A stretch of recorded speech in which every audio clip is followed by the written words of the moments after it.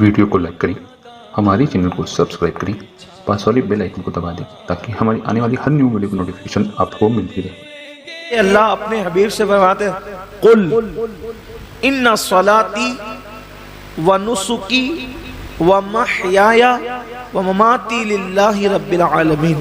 اے محبوب آپ فرما دیں کہ میری نماز، میری قربانیاں، حتیٰ کہ میرا جینا اور میرا مرنا سب اللہ کے لیے۔ اصل بات یہ آتی ہے اس دور میں کہ قربانی اللہ کے لیے ہونا چاہیے، قربانی بلکہ قربانی ہی نہیں، ہر کام اللہ کے لیے ہونا چاہیے۔ لیکن کل تک شادیوں میں دکھاوا تھا،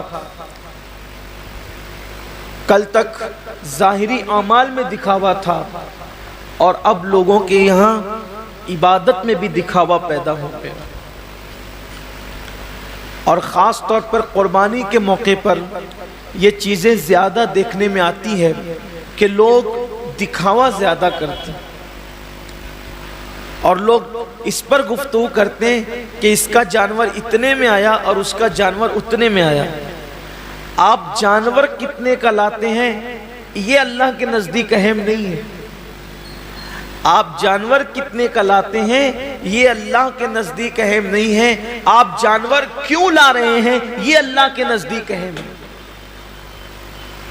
اس لیے کہ حدیث پاک میں آتا ہے کہ قیامت کے دن جب انسان کے اعمال کا دفاتر لے کر فرشتے اللہ کی بارگاہ میں پہنچیں گے تو ان کی نیکیاں بہت ساری ہوگی، اور فرشتے پیش کریں گے اللہ یہ کتنی نیکیاں لے کر کے آیا ہے۔ اللہ فرمائے گا فرشتوں تم نے صرف نیکی لکھی ہے کہ اس نے نیکی کی ہے، تمہاری نظر نیکی پر ہے، میری نظر نیکی کیوں کی ہے اس پر ہے، کیونکہ وہ علیم بذات الصدور ہے، وہ علیم و خبیر ہے۔ اللہ فرماتے ہیں کہ اس نے کیا کیوں ہے اس پر میری نظر ہے۔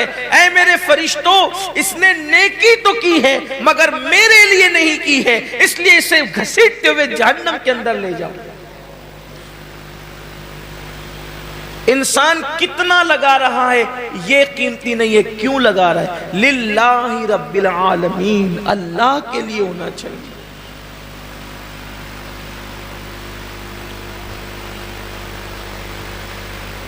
ایک مقام پر قرآن کہتا ہے کہ اللہ کے بارگاہ میں تمہارا خون اور گوشت نہیں پہنچتا قربانی کا۔ سورہ حج میں اللہ کا ارشاد ہے کہ تمہارا گوشت اور خون اللہ تک نہیں پہنچتا، اللہ تک تو تمہاری دلوں کی نیتیں پہنچتی ہیں، تمہارے دلوں کا تقوی پہنچتا ہے۔ میرے پیارے آقا صلی اللہ علیہ وسلم کے پیارے دیوانوں، آج کل قربانی اللہ ماشاءاللہ اس لیے بھی لوگ کرتے ہیں کہ گوشت کھانے ملے گا۔ گوشت تو ملنا ہی ملنا ہے، گوشت نے جانا کہاں ہے؟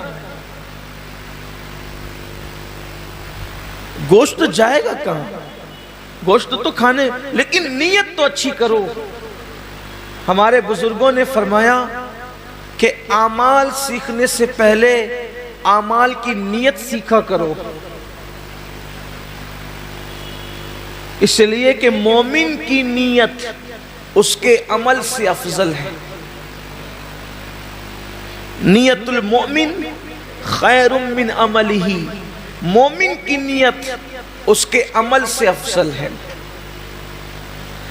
آپ نے کبھی سوچا کہ ایک کافر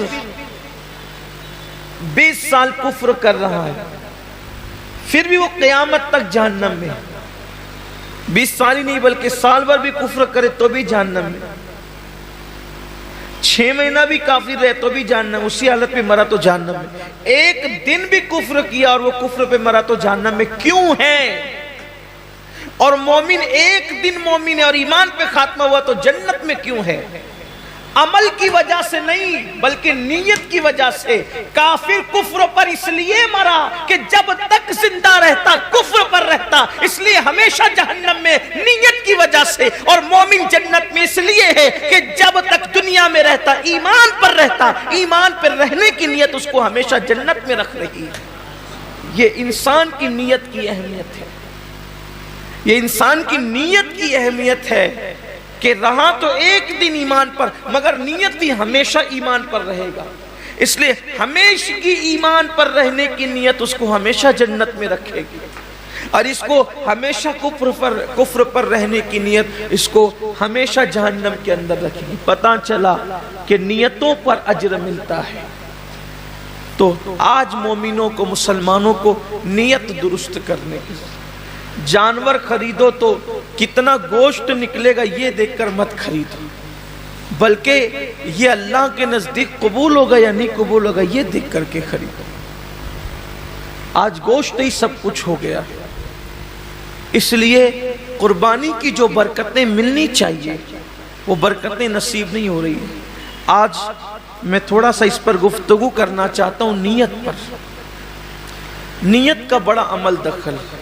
جیسی نیت ہوگی، آپ نے سنا ہوگا، جیسی نیت ہوگی ویسی برکت ہو. اور صرف قربانی ہی نہیں بلکہ سیکھ لیجئے کہ جو بھی عمل کرو اس میں نیت اچھی رکھو، اللہ کے لیے کرو، اللہ کو راضی کرنے کے لیے. کوئی اور نیت نہ ہو، خدا کی رضا ہو، رضا الہی کے لیے. حدیث پاک میں آتا ہے کہ بنی اسرائیل میں ایک شخص تھا، وہ راستے سے جا رہا تھا. اس نے راستے سے جاتے ہوئے ایک ٹیلا دیکھا تو لوگ شاید محتاج تھے اس دور کے یا اس علاقے کے. اس نے سوچا کہ کاش اگر میرے پاس ٹیلے جتنا سونا ہوتا تو میں محتاجوں میں تقسیم کر دیتا. یعنی اس نے دل میں نیت کی. بس اللہ نے اس دور کے نبی پہ وحی فرمائی، اس سے کہہ دو کہ یہ ٹیلا سونا خیرات کرنے کا ثواب پا چکا. یہ ٹیلا سونا خیرات کرنے کا ثواب پا چکا. کیوں؟ اس نے نیت کی ہے. اور اگر بندہ سوچے کہ اگر میرے جیب میں پیسے ہوتے تو میں شراب پیتا، اور واقعی اگر ہوتے تو وہ پی لیتا، نیت کی اس نے، تو شراب پیے بغیر اب اس کو شراب پینے کا گناہ لکھ دیا جائے. اس لیے کہ وہ تو ہے ہی اس عمل کے کرنے کا مکمل طور پر اس نے عازم ہے، وہ اس نے عزم کیا ہے. لیکن چونکہ اس کی مجبوری ہے کہ اس کے پاس پیسے نہیں ہیں، اس کے پاس اسباب نہیں ہیں. یعنی کسی عورت کو دیکھے اور چند لوگ وہاں پر موجود اور انسان دل میں سوچے کہ اگر یہ مجمع نہ ہوتا، یہ بھیڑ نہیں ہوتی، یہ رکاوٹ نہیں ہوتی تو میں اس کے ساتھ بدکاری کرتا. فرمایا گیا اس کا شمار زانیوں میں ہوگا. اس لیے کہ اس نے مکمل عزم کیا ہے. اگر وہ رکاوٹ نہ ہو تو وہ کر گزرتا. تو وہاں نیت پر نیکی بھی مل رہی ہے اور نیت پر گناہ بھی مل رہا.